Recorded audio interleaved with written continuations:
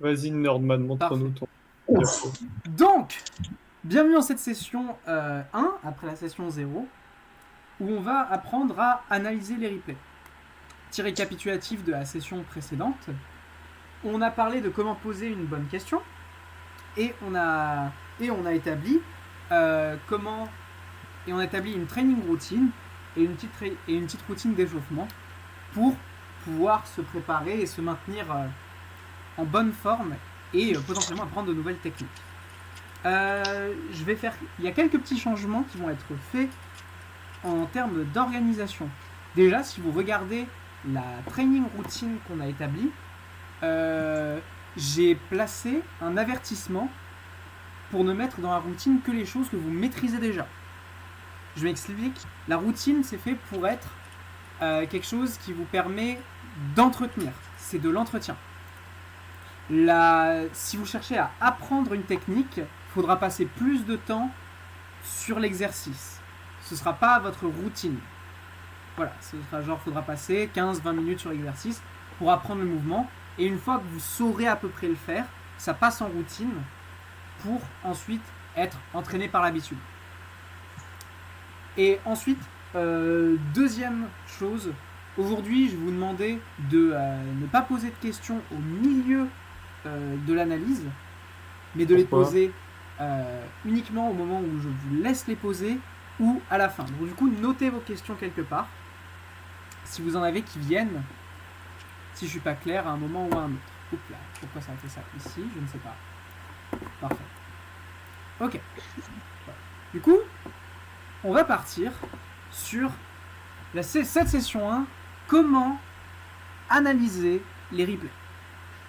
Déjà, tout d'abord, pourquoi est-ce qu'on veut analyser les replays? En fait, c'est très simple.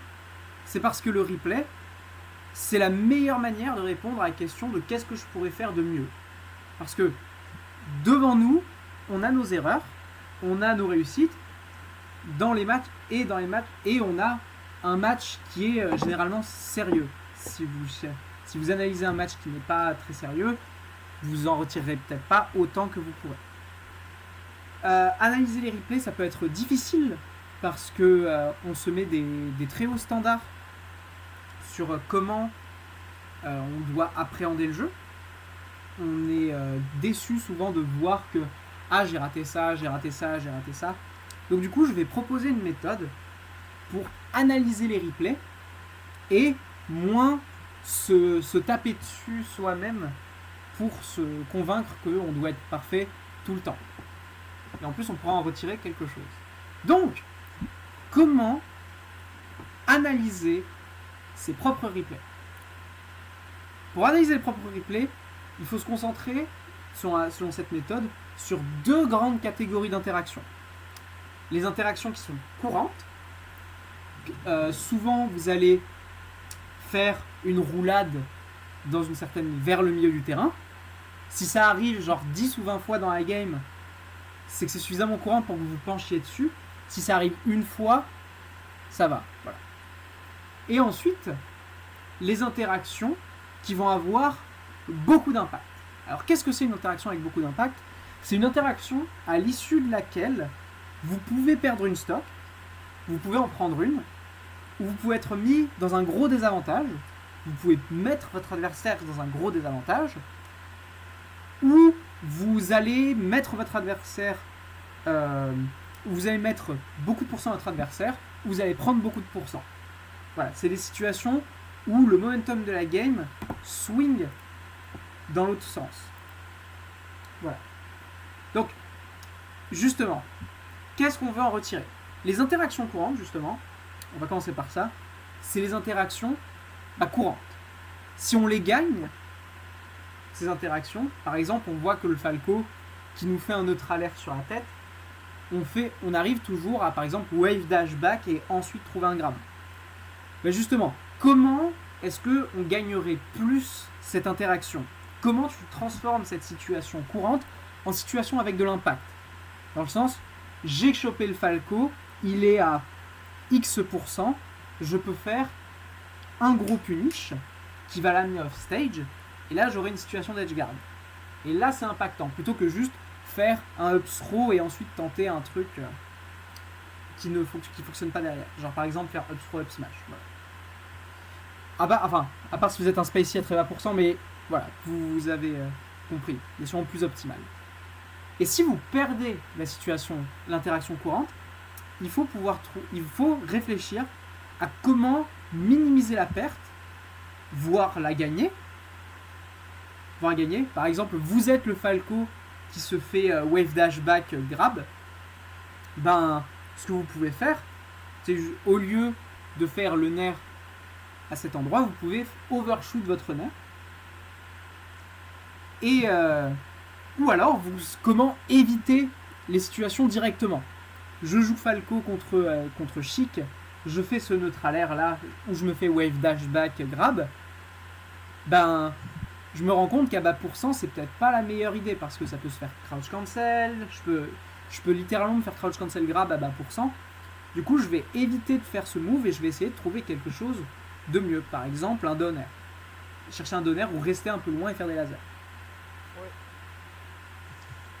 Bonjour Schwepsi. Bonjour Schwepsi. Bonjour Schwepsi. Reste silencieux. Les questions, on les pose à la fin. On les pose à la fin. Voilà. Les interactions avec beaucoup d'impact. Alors là, comme j'ai dit, c'est celle où le match se décide. Si vous vous retrouvez off stage à l'issue d'une interaction, c'est une interaction avec beaucoup d'impact. Si il y a un kill qui finit par être, si quelqu'un finit par avoir un kill dans l'interaction, c'est que c'est une interaction avec beaucoup d'impact. Et voilà, c'est ce que j'ai cité précédemment. S'il y a un kill, si vous vous retrouvez off stage ou si vous vous retrouvez à prendre beaucoup de pourcents. Il y a aussi la catégorie où vous vous retrouvez à perdre la position. Ça peut être aussi très important. Si vous vous retrouvez au-dessus de votre adversaire sans possibilité de redescendre, ou si vous vous retrouvez dans le coin alors que l'adversaire tient le centre. Ça, c'est impactant. Et donc du coup, là, c'est la même stratégie qu'avec les situations courantes. Si vous les gagnez, comment vous les gagnez plus? Comment vous transformez une situation où vous mettez juste l'adversaire off stage en situation où vous garantissez un kill? Et comment, si vous les perdez, comment vous les minimisez? Ben, je me suis fait up throw par un Mars à 30% et je suis un Spacey. Comment je vais faire pour ne pas exploser? Voilà, mais ça reste très impactant. Du coup, il peut y avoir un problème. Qu'est-ce qui se passe si vous ne trouvez pas de solution par vous-même? Eh bien, ce que vous pouvez faire, c'est vous tourner vers les autres et aller poser une bonne question comme on a vu à la session 0. Ou alors, ce que vous pouvez faire, c'est consulter les VOD de top players. VOD de top players sur lesquels je vais aussi proposer une méthode pour les analyser et justement en retirer quelque chose. Juste les VOD des top players, justement, il faut que vous arriviez devant un VOD avec une question, une situation. Par exemple, je reprends ma situation, le Falco qui fait son neutralaire et qui se fait wave dash back grab par la Chic. Je joue le Falco, je veux comprendre ce que les autres Falcos font dans cette situation pour approcher une Chic à bas pourcent. Du coup, je lance le site qui répertorie les VOD, qui s'appelle vod.co, vods.co, et là vous trouverez tout un tas de VOD, c'est excellente ressource. Et là vous allez voir ce que les bons Falcos font dans cette situation.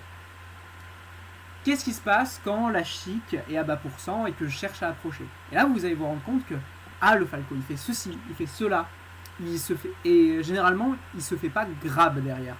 Vous allez aussi voir comment ça se passe quand ça va bien et comment ça se passe quand ça va mal. Si vous regardez aussi des Falcos qui sont pas les meilleurs Falcos du monde, ça peut aussi jouer pour vous montrer qu'est-ce qui ne fonctionne pas. Du coup, vous arrivez à votre question et vous repartez avec une réponse. Ce qui fait que comme ça, vous minimisez le temps que vous passez devant la VOD et vous pouvez directement partir sur « Ok, je vais m'entraîner sur cette situation, je vais essayer d'overshoot mes nerfs, je vais essayer de faire des down air plutôt que des nerfs, je vais essayer d'arriver avec de bait ce wave dash, etc. » Après, il peut y avoir des situations où on n'a pas forcément de questions particulières, mais on peut quand même voir des VOD de top players pour se donner des idées dans le punish, pour se donner des idées, pour voir des situations qu'on n'a pas encore vues.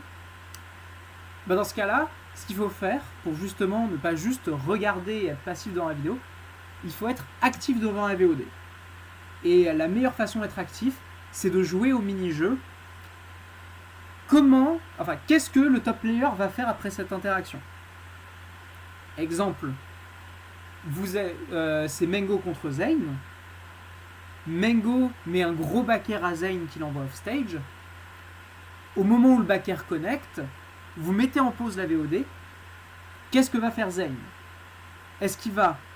Et là, vous pouvez vous dire, alors on va voir, c'est Mars qui veut remonter contre Falco. On est sur Dreamland. Ok, il va aller bas avec une fast fall pour pouvoir mix up s'il va choper le ledge ou atterrir sur le bord. Et comme ça, il force Falco à prendre un risque pour aller edge guard. Ensuite, vous relancez la VOD, vous regardez ce que le top player a fait. Si le top player fait ce que vous dites, bravo, c'est très bien. Sinon, il faut que vous essayiez de comprendre pourquoi il a fait ça différemment. Si vous ne comprenez pas exactement, c'est pas grave. Le plus important, c'est d'essayer d'avoir le processus de pensée et d'essayer d'avoir une solution derrière. Ah, en fait, il n'est pas descendu. Il a fait un double saut, il est revenu très haut. Et pour arriver sur la plateforme. Qu'est-ce qui s'est passé? Là, peut-être que sur ce set, il l'avait fait déjà beaucoup de fois et qu'il avait conditionné Mengo à s'attendre à devoir descendre très bas. Donc, il est passé par en haut pour le prendre par surprise. Voilà. Ça, c'est les méthodes d'analyse de VOD de base. C'est consulter, chercher les points saillants. Mais après, il y a quelques méthodes un petit peu plus avancées qui vont vous prendre un peu plus de temps si vous cherchez à exploiter vos VOD. Si vous cherchez à aller plus loin, il y a deux méthodes dont je peux parler. La première, c'est la méthode que j'appelle celle de la perte du neutral. C'est-à-dire que vous allez checker votre VOD, et à chaque fois que quelqu'un perd le neutral, c'est-à-dire qu'il se fait toucher et que la phase d'avantage de l'autre commence, vous devez essayer de comprendre pourquoi la personne a perdu ou gagné le neutral, en fonction du personnage que vous regardez le plus. Si vous êtes le joueur de Chic dans mon exemple de Chic Falco, pourquoi vous avez gagné le neutral à ce moment-là? Voilà. Avec ces explications-là, vous allez pouvoir voir des patterns peut-être un peu profonds.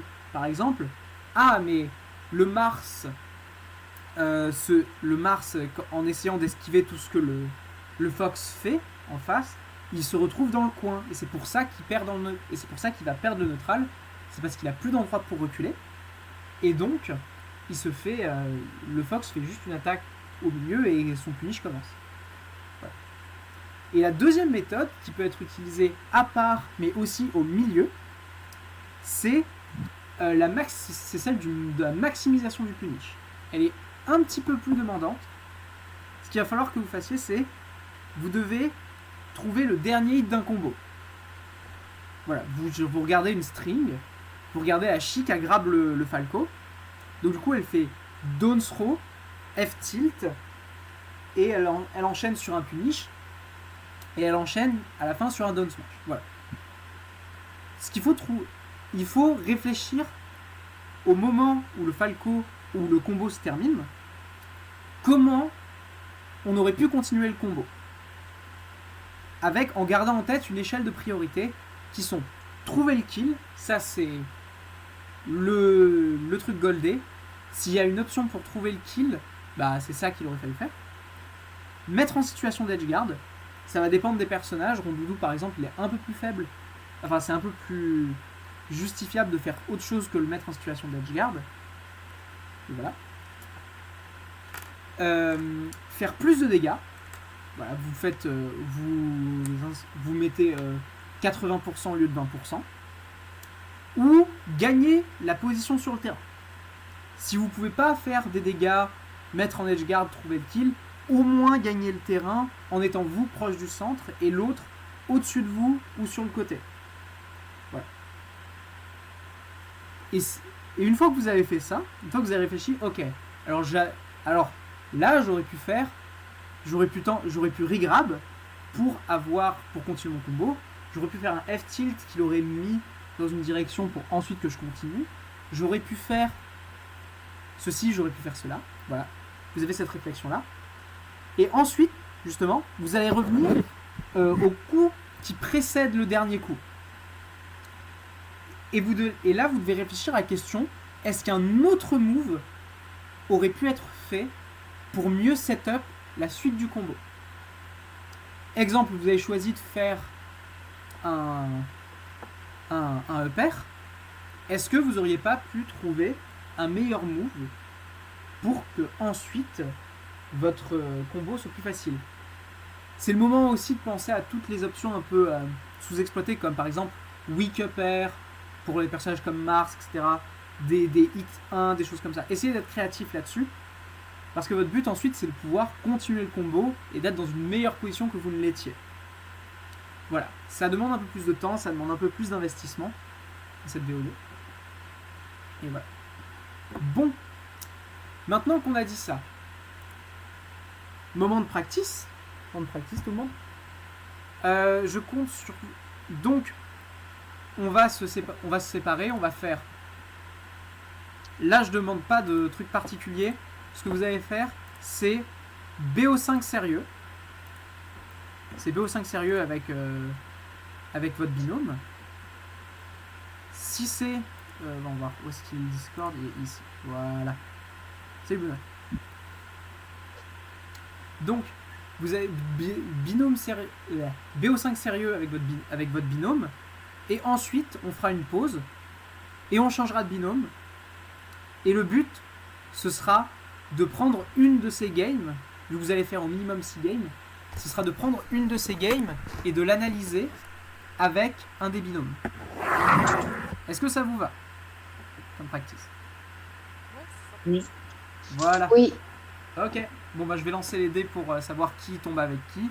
Et voilà. Mais je vais arrêter la VOD ici. Je vais donner les devoirs déjà en avance sur... Blue Note, t'es en retard. Je vais donner les devoirs... Alors, 2 secondes, oui. Avant de donner les devoirs, avant de passer à la practice, est-ce que vous avez noté des questions? Est-ce qu'il y a des questions? Moi j'en ai une. Shroom, vas-y. À un moment, t'as parlé de... oui, il faut se demander genre pourquoi le joueur se fait ça dans la VOD et tout, mais si jamais il fait un mauvais choix de neutral, est-ce qu'on le note quand même genre Oui, justement, l'intérêt... Tu parles de revoir une VOD de top. Tu parles de revoir les VOD de top player. Genre, oui, imaginons un top player, il a une initiative et tout, mais il fait un mauvais choix de neutral, genre ça se termine sur genre une neutral loss, quoi. Pardon, j'ai pas compris. Sur un neutral quoi? Sur une perte de neutral, genre il perd le neutral, quoi. Ok, s'il perd le neutral. Enfin, ça reste intéressant à noter, parce que, il a fait une option qui ne marche pas dans ce contexte. Par exemple, t'as décidé de continuer avec un move très lent face à un Spacey qui peut shine. Et donc du coup tu perds avec ton move lent contre le Spacey qui shine. Voilà. Donc du coup ça peut être intéressant et ça rentre dans la catégorie ça c'est une option bonne en général et c'est une option moins bonne en général. Ce que je conseille justement aussi pour les analyses de replay d'état, c'est d'essayer de prendre des gens différents en fonction prendre 3 VOD différentes, je pense que c'est bien. 3 VOD différentes avec 3 joueurs de votre perso différents. Et là, vous pouvez comparer les réponses à certaines situations. D'autant plus, c'est un truc qui justement peut arriver souvent. Genre, qu'est-ce qu'il fait contre les lasers de Falco? Qu'est-ce qui se passe si l'adversaire est off-stage et va sous le terrain? Ou des choses comme ça. Voilà. Est-ce que ça répond à ta question? Oui. Ouais. Okay. J'ai une question. Oui. Comment on fait quand il n'y en a que 2 joueurs? Comment on fait pour quand il n'y a que 2 joueurs dans ce cas, tu prends plusieurs VOD de la même personne. Ok. J'ai dit c'est un idéal, mais t'es pas obligé de suivre ça absolument. Voilà. Bon, parfait. Donc, maintenant que tout le monde est dessus, je vais donner les devoirs pour ceux qui nous regardent en VOD. Donc, pour la VOD, ce que je veux que vous fassiez pour la semaine prochaine, c'est justement de continuer votre training routine en suivant les conseils que j'ai donnés au tout début. Continuez votre training routine et analyser une de vos games cette semaine avec les règles que je vous ai données plus tôt. Voilà. Et on se retrouve la semaine prochaine pour la session 2 du dojo. Allez, ciao les gens en VOD. Et pour les gens dans le chat Discord, on va passer à la practice. Ok. Hop, donc je coupe le OBS.